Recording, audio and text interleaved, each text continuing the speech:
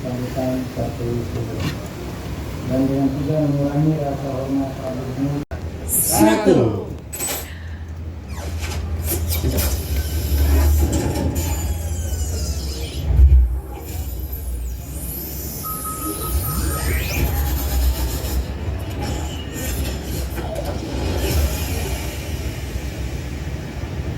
Baik Bapak dan Ibu, mari kita berikan aplaus yang paling meriah untuk peresmian atau prosesi seremoni peresmian. Komitmen Pertamina dan pemerintah bagaimana BBM dan LPG bisa tersedia di masyarakat.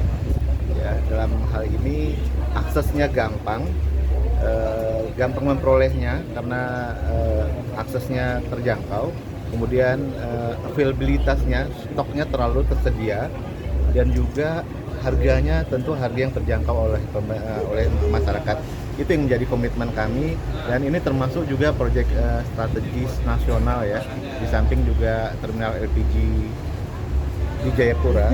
Jadi dengan keberadaan terminal LPG Wayameng ini, kami sangat berharap ini akan bisa membantu masyarakat untuk mendapatkan LPG dengan harga yang baik, kualitas sama, dan ketersediaan yang terjamin.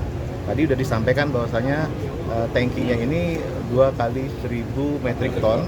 Itu kalau dijadikan hari konsumsinya, itu ketahanannya bisa 100 hari gitu. Itu teman-teman. Terima kasih sudah nonton. Jangan lupa like, subscribe, dan share ya.